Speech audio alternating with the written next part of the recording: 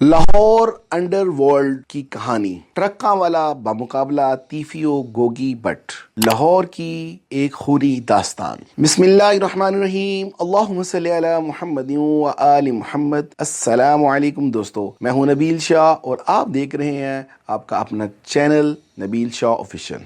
दोस्तों, आज हम लाहौर की इन तारीख गलियों में कदम रखने जा रहे हैं जहां ताकत के नशे में चूर दो खानदानों ने शोहरत, दौलत और चुदराहट के लिए सैकड़ों घरों के चिराग गुल कर दिए। ये कहानी है लाहौर के अंडरवर्ल्ड की, जहां बंदूक की गोली फैसला करती थी कि कौन जिंदा रहेगा और कौन मिट्टी में दफन हो जाएगा। तख्ते लाहौर की बादशाहत के लिए कत्ल गारत गरी और खून का खौफनाक खेल खेला गया। दोस्तों, ये लाहौर की मशहूर मार्केट शाह आलम मार्केट की वो गलियां हैं जहां खून का रिश्ता कभी टूट सकता है, जहां एक थप्पड़ ने 3 नस्लों की दुश्मनी को जन्म दिया। यहाँ एक ऐसा खूनी प्लाजा मौजूद है जहां एक दफ्तर के बाहर बिल्ला ट्रक्का वाला का बोर्ड लगा हुआ है। दोस्तों, ये दफ्तर था जहां 1993 में एक मामूली तलख कलामी ने आग बढ़ाई और खून का ऐसा खेल खेला गया जिसने दोनों ग्रुप्स के 3 नस्लें खत्म कर दी। लेकिन दुश्मनी आज भी खत्म नहीं हुई। टीपू ट्रक्का वाला, जो उस वक्त एक छोटा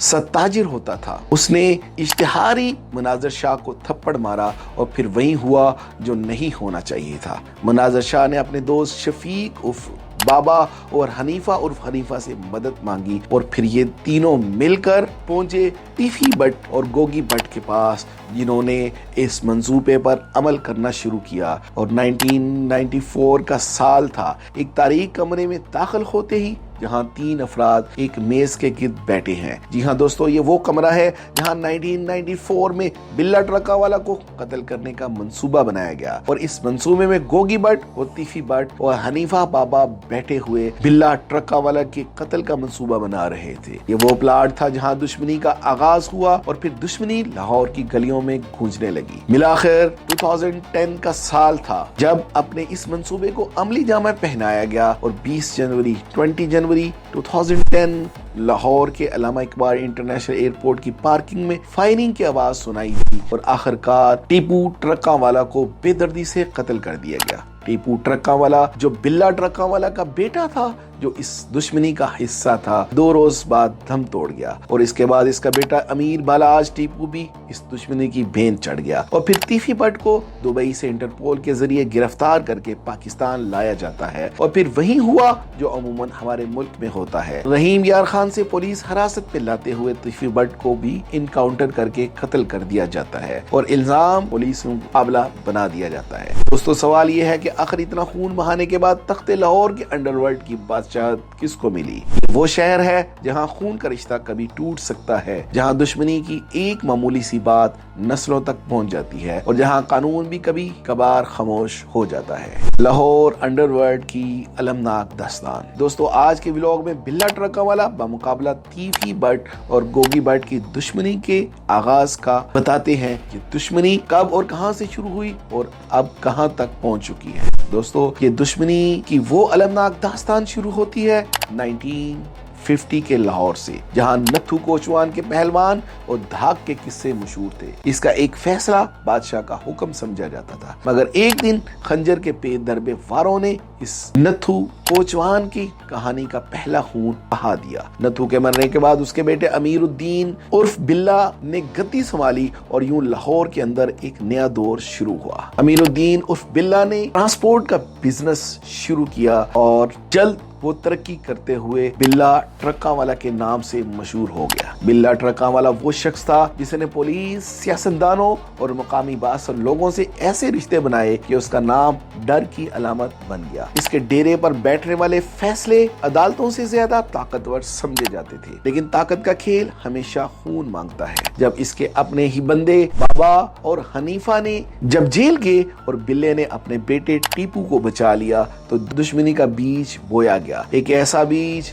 जो आने वाली 3 नस्लों को खा गया। दोस्तों दूसरी तरफ इसी दौर में लाहौर की ग्वाल मंडी में एंट्री होती है तीफी बट और उसके कजन गोगी बट नामी 2 नडर पहलवानों की। ग्वाल मंडी के ये बट बरादरान जो दौलत, सियासत और ताल्लुकात के घमंड में लाहौर की मंडियों पर राज करना चाहते थे। बिल्ला और बट खानदान के दरमियान चौधराहट, ताकत और कंट्रोल की जंग शुरू हो चुकी थी। एक ग्रुप चाहता था कि लाहौर के अंडरवर्ल्ड बादशाहत का ताज इनके सर पर रखा जाए और वो एक खौफ की अलामत बनकर तख्ते लाहौर की अंडरवर्ल्ड की बादशाहत हासिल कर सके। लेकिन यहाँ इनकी बादशाहत के दरमियान सबसे बड़ी रुकावट का नाम था बिल्ला ट्रकावाला, जिसने सबसे पहले उनकी बादशाहत को चैलेंज किया। तो ताकत के नशे में मगरूर इन बट बरादरान ने बिल्ला ट्रकावाले को आसान हदफ समझते हुए ठिकाने लगाने का मंसूबा बनाया और फिर एक दिन ऐन फजर की नमाज के वक्त बिल्ला ट्रकावाला अपने ही अड्डे पर गोलियों का निशाना बना दिया गया और उसको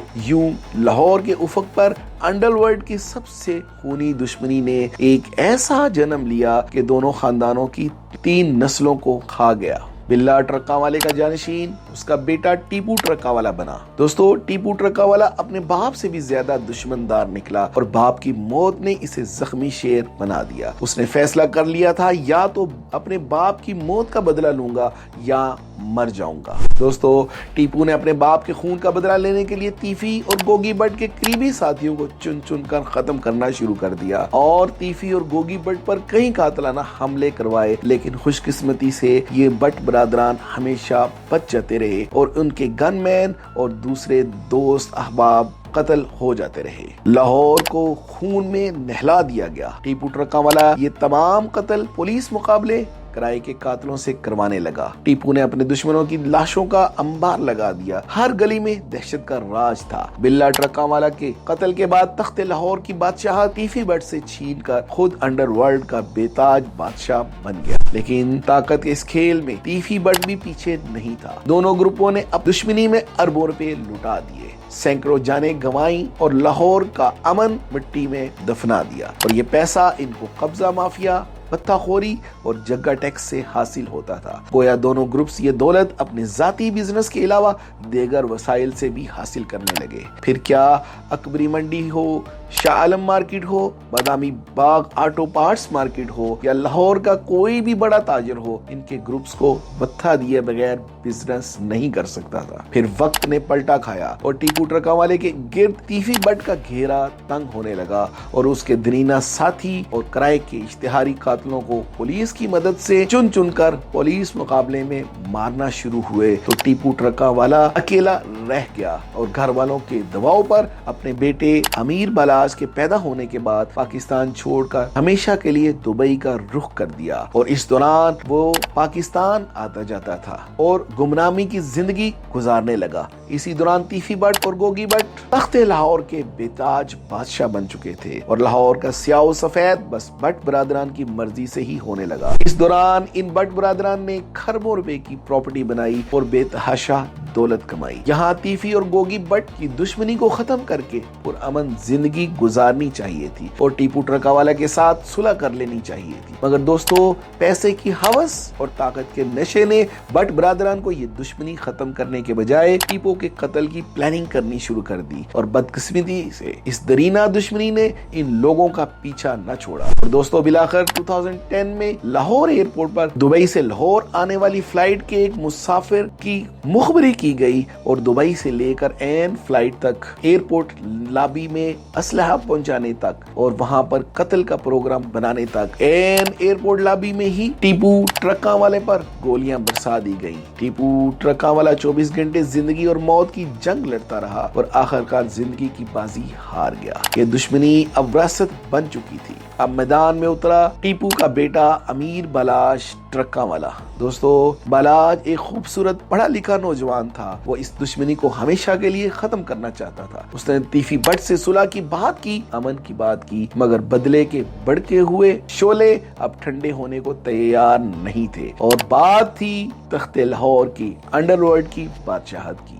کیونکہ یہی ٹیفی اور گوگی بٹ کا ذریعہ معاش تھا۔ امیر بالاج نے سوشل میڈیا کا سہارا لیا اور دیکھتے ہی دیکھتے ٹک ٹاک کا سٹار بن گیا اور لاکھوں لوگ اسے فالو کرنے لگے۔ وہ ہر نوجوان کے خوابوں کا مرکز بننے لگا۔ لوگ اس کے ٹک ٹاک سٹائل کو فالو کرنے لگے۔ اس امیرانہ طرز اور بے شمار گارڈز کے پروٹوکول میں سفر کرتے ہوئے وہ اپنی ویڈیوز ٹک ٹاک پہ ڈالتا اور ملینز فالوورز اس کو فالو کرتے اور اس کی کاپی کرنا چاہتے تھے۔ مشہور یوٹیوبر رجب بٹ نے بھی شہرت حاصل کی اور اسی ٹیپو کے سٹائل میں اپنے دوستوں کا ایک گینگ لے کر مختلف جگہوں پہ گھومتا پھرتا تھا اور وہاں پر پروٹوکول کی ویڈیوز کو اپلوڈ کرتے ہوئے وہ بھی ایک مشہور یوٹیوبر بن گیا اور لاکھوں روپے یوٹیوب سے کمانا شروع ہو گیا۔ دوستو، قسمتی سے آپ کی موت کے ٹھیک 14 سال بعد 18 فروری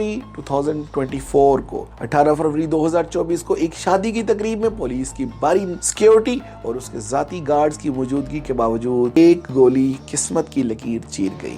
اندھادھند فائرنگ میں سے صرف 4 گولیاں ایسی تھی جو امیر بالاج کے جسم میں اتر گئیں اور بالآخر امیر بالاج ٹرکاں والے کی زندگی بھی اندھی دشمنی کی بین چڑھ گئی اور اسے بھی بے دردی سے قتل کر دیا گیا۔ سوشل میڈیا پر لاکھوں اس کے فین افسوس کرتے رہ گئے اور یہ خوبصورت امن کا دائی نوجوان، پڑھا لکھا نوجوان بھی بٹ برادران کی دشمنی کی بین چڑھ گیا۔ دوستو، 18 فروری 2024 کو امیر بالاج ٹیپو کو چوہنگ میں ایک شادی کی تقریب کے دوران فائرنگ کر کے قتل کر دیا گیا اور اس قتل کا الزام ٹیفی بٹ اور گوگی بٹ پر عائد کیا گیا۔ ٹیفی بٹ کو دبئی سے انٹرپول سے گرفتار کر کے پاکستان لایا گیا، لیکن دوران منتقلی رحیم یار خان سے لاہور آتے ہوئے پولیس کے مطابق وہ اپنے ہی ساتھیوں کی فائرنگ سے ہلاک ہو گیا، لیکن کہتے ہیں کہ یہ ایک جعلی پولیس مقابلہ تھا اور ٹیفی بٹ کو انکاؤنٹر کر کے قتل کیا گیا اور اسے بھی وہی دردناک موت سے دوچار کیا گیا جس موت سے بالاج، ٹیپو اور بلا ٹرکاں والے کو کیا گیا تھا۔ اب پولیس اس دشمنی کے آخری مہرے گوگی بٹ کی تلاش میں ہے جو سردراز سے مفروری کی زندگی گزار رہا ہے۔ اس سے پہلے ٹیفی بٹ کے بہنوئی کو بھی سر عام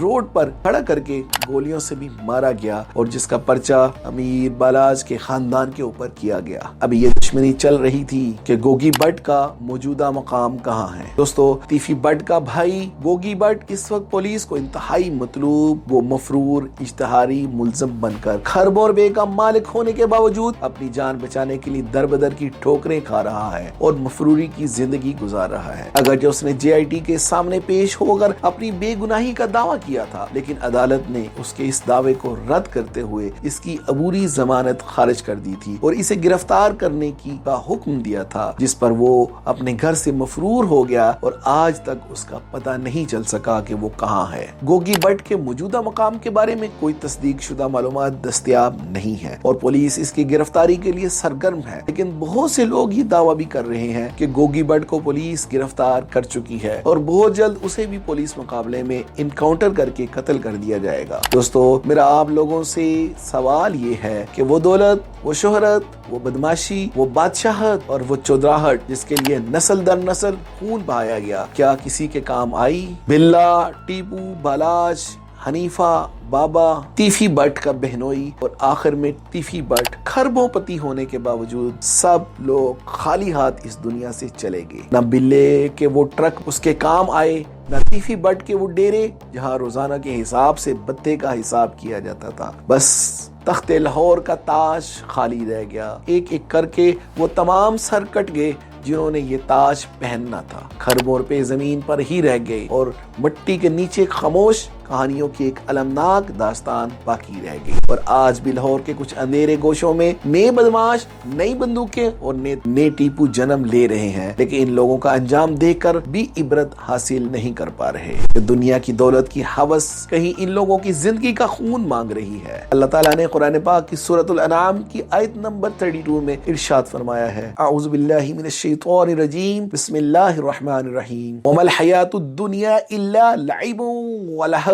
دنیا کی زندگی تو صرف کھیل اور تماشا ہے، طاقت، دولت اور بندوق یہ سب لمحاتی ہے، اصل زندگی وہ ہے جو آخرت میں ہے۔ دوستو، لاہور انڈرورلڈ کی سچی داستان، ایک ایسی کہانی جس میں دولت بھی تھی، طاقت بھی تھی، مگر سکون نہیں تھا۔ اگر آپ چاہتے ہیں کہ ایسے تاریخی عبرت انگیز واقعات ہم آپ تک سچائی کے ساتھ پہنچاتے رہیں تو میرے چینل نبیل شو آفیشل کو سبسکرائب کر دیجئے اور ساتھ میں بیل آئیکن کے بٹن کو بھی ضرور دبائیے گا تاکہ آپ کو میرے آنے والے تمام ویڈیوز کے نوٹیفیکیشن بر وقت ملتے رہیں۔ اپنے عزیز و اقارب اور اپنے شہر کا خیال رکھیے، کیونکہ جرم ہمیشہ اپنے انجام تک پہنچتا ہے۔ اب تک کے لیے اتنا ہی، بہت جلد اپنے اگلے ویلاگ میں آپ سے دوبارہ مخاطب ہوں گا، تب تک کے لیے مجھے اجازت دیجیے۔ اپنے عزیز و اقارب اور گرد و نواح میں رہنے والے لوگوں کا خیال رکھیں۔